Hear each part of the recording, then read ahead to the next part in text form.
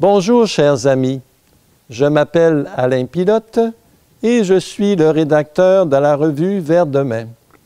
Dans cette courte vidéo, j'aimerais vous donner un aperçu du contenu du numéro de janvier-février 2021 en me servant de la page éditoriale intitulée « Quel est l'essentiel ?» Qu'est-ce qui est essentiel? C'est la question que développait le père Ludovic Frère, recteur du sanctuaire de Notre-Dame-du-Lot en France, lors du dimanche 22 novembre 2020, fête du Christ roi. En ces temps de COVID-19, les gouvernements légifèrent et décrètent tel commerce essentiel ou pas, tel déplacement essentiel ou pas. Essentiel et non essentiel. En France, comme peut-être en d'autres pays depuis lesquels vous participez à cette messe, c'est devenu un grand critère. Commerce essentiel ou non essentiel, déplacement essentiel ou non essentiel, produit de première nécessité ou non. C'est ainsi que nous pouvons nous aussi nous poser la même question. Quel est l'essentiel pour nous? Qu'est-ce qui est absolument nécessaire dans notre vie? Il existe des biens essentiels, des biens de première nécessité, comme la nourriture de base, un logement, et d'autres biens qui sont moins essentiels, des biens de luxe, dont on peut se passer. Et dans le monde actuel, pour avoir accès à ces biens essentiels, il faut que chaque être humain ait de l'argent, un pouvoir d'achat suffisant pour se procurer au moins le nécessaire pour vivre. C'est ce que garantirait le dividende de la réforme financière du crédit social ou démocratie économique. Il est absurde pour un pays d'emprunter à intérêt des banques commerciales de l'argent qu'il peut créer lui-même sans intérêt, basé sur la capacité de production du pays. C'est ce que plusieurs hommes d'État honnêtes ont compris, particulièrement au cours de l'histoire des États-Unis d'Amérique, mais l'influence néfaste des banquiers internationaux a toujours prévalu à cause de l'ignorance du peuple sur la question de la création de l'argent. La libération financière des peuples passe donc par l'éducation de la population. C'est la méthode préconisée par Vers demain. Nous rendons d'ailleurs hommage à certains de nos grands apôtres qui nous ont quittés pour un monde meilleur dernièrement. Mais l'abondance matérielle ne suffit pas pour assurer le bonheur.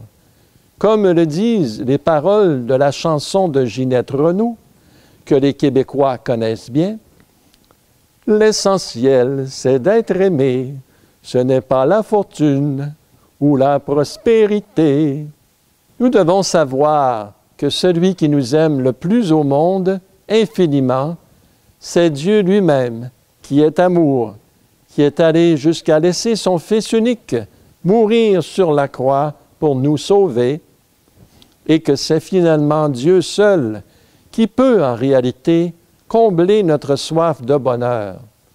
De plus, dans le mot « essentiel », on retrouve le mot « sens ». Qu'est-ce qui donne un sens à ma vie? Pourquoi j'existe? Qu'y a-t-il après la mort? Ce sont des questions existentielles, essentielles. Et pour un chrétien, comme le disait le regretté père Marcel-Marie Desmarais, dominicain, l'essentiel, c'est le ciel, c'est-à-dire vivre en union avec Dieu pour l'éternité. C'est pour cela que Dieu nous a créés. Si on manque ce but-là, on manque tout. C'est ce qu'a compris à un degré éminent le jeune Carlo Acutis, un jeune Italien décédé à 15 ans de la leucémie, déclaré bienheureux par l'Église catholique le 10 octobre 2020 et donné en exemple à tous les fidèles. Le jeune Carlo avait deux grands amours, deux grands phares dans sa vie. L'Eucharistie, qu'il appelait son autoroute vers le ciel, et la Sainte Vierge Marie. C'est aussi ces deux piliers que Saint Jean Bosco a vus en songe comme étant le salut de l'Église universelle, l'Eucharistie et la Vierge Marie. Jésus nous répète dans l'Évangile que si nous ne nourrissons pas du corps du Christ, nous n'aurons pas la vie éternelle.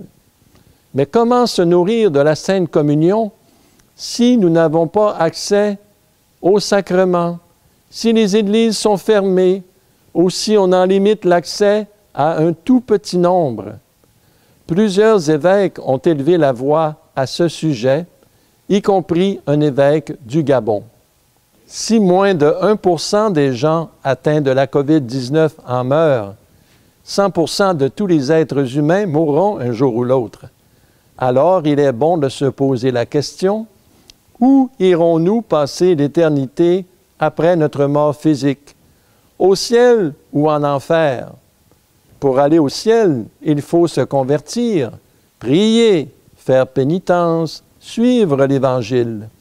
C'est ce que Jésus, Marie et tous les saints répètent dans les messages célestes. Le père Ludovic, mentionné plus tôt, concluait son homélie par ce jeu de mots. Essentiel peut se lire aussi sous la forme d'une question. Est-ce en ciel? C'est-à-dire, est-ce que ce qui se présente à moi, mes paroles, mes actions, me conduisent au ciel ou bien m'en éloignent? C'est vraiment un examen de conscience continuel que nous devons faire. Alors, bon examen!